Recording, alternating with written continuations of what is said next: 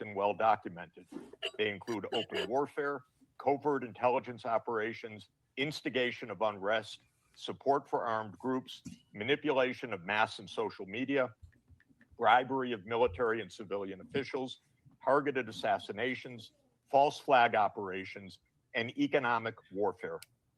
These measures are illegal under the UN Charter, and they typically result in ongoing violence, lethal conflict, political instability, and deep suffering of the civilian population. The recent US record with respect to Venezuela is also clear. In April 2002, the US knew of and approved an attempted coup against the government. In the 2010s, the United States funded civil society groups actively engaged in anti-government protests. When the government cracked down on the protests, the US followed with a series of sanctions. In 2015, President Barack Obama declared Venezuela to be, and I quote, an unusual and extraordinary threat to the national security and foreign policy of the United States. In 2017, at a dinner with Latin American leaders on the margin of the UN General Assembly, President Trump openly discussed the option of the US invading Venezuela to overthrow the government.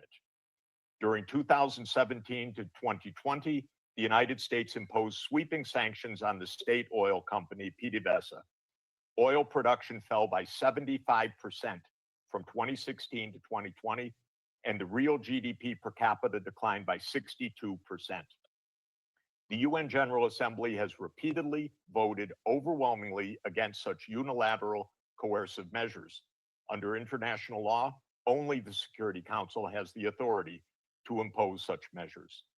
On the 23rd of January 2019, the United States unilaterally recognized Mr. Juan Guaido as interim president, and a few days later froze approximately $7 billion of Venezuelan sovereign assets held abroad and gave the designated authority over certain of these assets.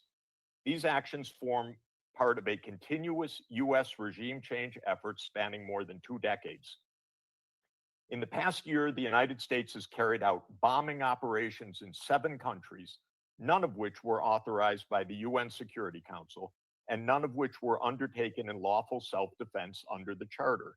The targeted countries include Iran, Iraq, Nigeria, Somalia, Syria, Yemen, and now Venezuela.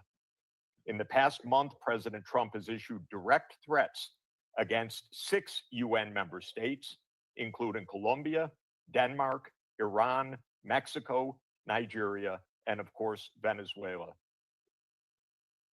Members of the Council are not called upon to judge Nicolas Maduro.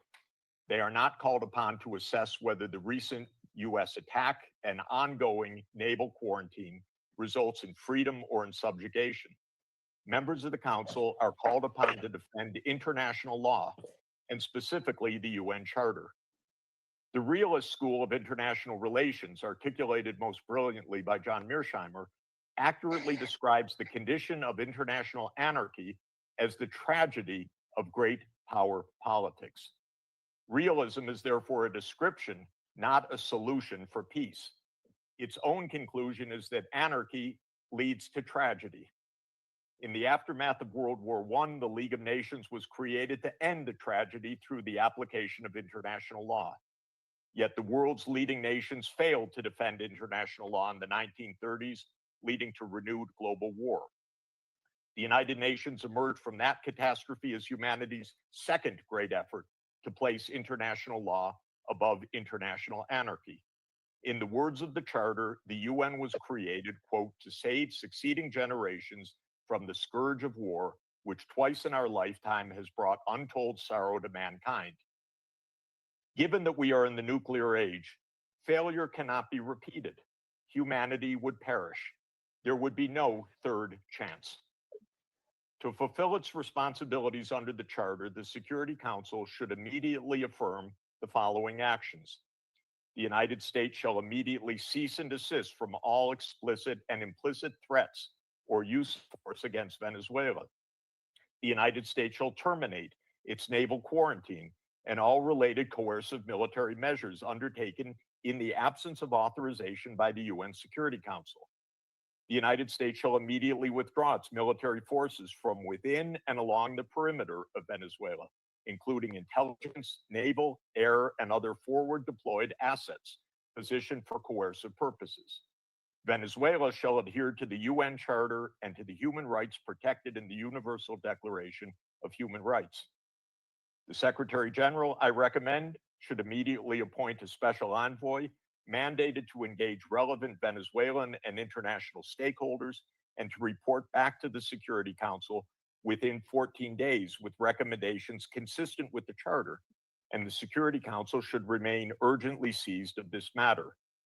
All member states should refrain from unilateral threats, coercive measures, or armed actions undertaken outside the authority of the UN Security Council.